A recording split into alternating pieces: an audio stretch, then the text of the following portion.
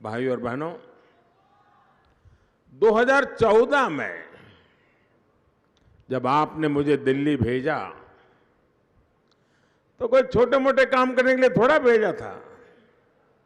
आपने मुझे चुनौतियों को चुनौती देने के लिए भेजा था, चुनौतियों को टालने के लिए नहीं, चुनौतियों से टकराने के लिए भेजा था। और इस मिट्टी में वो ताकत है। दुनिया ने महात्मा गांधी में वो ताकत देखी थी। देश ने सरदार वल्लभ भाई पटेल में वो सामर्थ्य देखा था। इस मिट्टी में वो ताकत है जिसने मुझे पाला पोसा बड़ा किया। और मैं आपके द्वारा दिए गए संस्कारों से, आपके द्वारा दी गई शिक्षा से आज देश की सेवा करने में दिन रात खपाता रहता हूं। आज मैं संतोष के साथ कह सकता हूं कि मैंने कोई कोर कसर बाकी नहीं छोड़ी। ये कांग्रेस के लोग देश को डराते थे कि राम मंदिर बनेगा तो देश में आग लग जाएगी। राम मंदिर बना कि नहीं बना? शान से बना कि नहीं बना? प्रभु राम की प्राण प्रतिष्ठा हुई कि नहीं हुई? क्या कहीं कोई आग लगी? क्या कहीं तू मैं भी हुआ? क्या देश भर के लोगों ने मिलकर के उस उत्सव के रूप में मनाया कि नहीं मनाया? यानी कांग्रेस के लोग जमीनी हकीकतों से कितने कटे हुए हैं और अपनी वोट बैंक की राजनीति के लिए किस प्रकार से लोगों को भयभीत रखते हैं, डराते रहते हैं, इसका एक उत्तम उदाहरण है। देश में कोई आग नहीं लगी, लेकिन कांग्रेस के दिलों में जो आग लगी है वो कोई बुझा नहीं सकता। आप कल्पना कीजिए, देश आजाद होने के दूसरे दिन प्रभु राम का मंदिर बनना शुरू होना चाहिए था, लेकिन नहीं हुआ। देश को लड़ाई लड़नी पड़ी।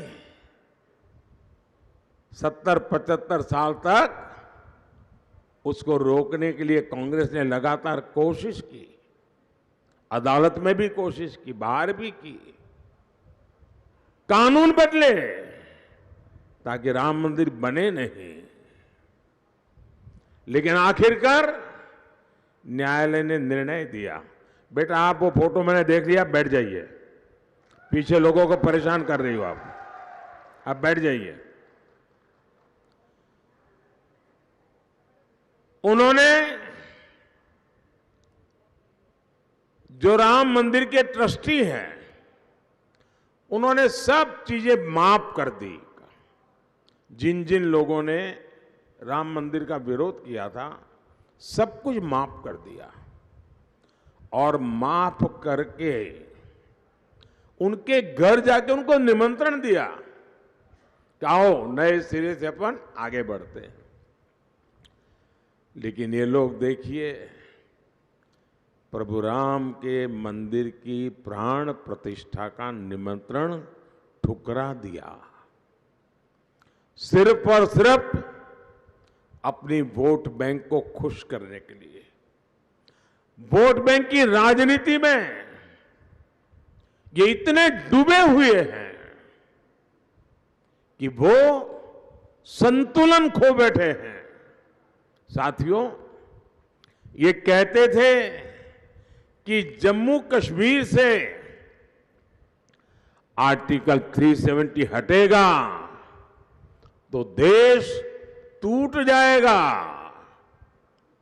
देश में खून की नदियां बहेगी, न जाने क्या क्या कहते थे। यहां तक कहते थे जम्मू कश्मीर में कोई तिरंगा उठाने वाला नहीं मिलेगा। उनको पता नहीं है ये मोदी है, ये उसको डराने के खेल बंद कर दो भाई। आप बताइए आर्टिकल 370 हटा कि नहीं हटा? जरा थक डंग गए हो तो जरा जिंदा होकर के जवाब दो। क्या आर्टिकल 370 हटा कि नहीं हटा? आपको गर्व हुआ कि नहीं हुआ? क्या देश में कहीं खून की नदियां बही? और आज लाल चौक में शान से, आन बान शान के साथ देश का तिरंगा लहरा रहा है कि नहीं लहरा रहा है? साथियों, 10 साल पहले तक देश आतंकवाद की आग में जल रहा था और कांग्रेस, पता था पड़ोसी देश आतंकवादी एक्सपोर्ट कर रहा है और उनका यही बिजनेस है आतंकवाद एक्सपोर्ट करना। और जब आतंकवादी आते थे बहुत बड़ी घटना करते थे, मुंबई में 26/11 कर दिया, हिंदुस्तान के अलग अलग कोने में बम धमाके होते रहते थे, लोग मर रहे थे। कश्मीर में आए दिन हमारे वीर जवान शहीद होते रहते थे और उस समय की कमजोर सरकार क्या करती थी? डोजियर भेजती थी, जानकारियां, उनकी फोटो ये सब भेजते थे, ये आपके यहां से आए थे, उन्होंने किया। और कांग्रेस पाकिस्तान से कहती थी कि बताओ भाई साहब, हम पर बम क्यों फोड़ते हो? वो भी एक जमाना था, डोजियर भेजते थे। आज का भारत आतंक के आकाओं को डोजियर नहीं, डोज देता है और घर में घुस करके मारता है।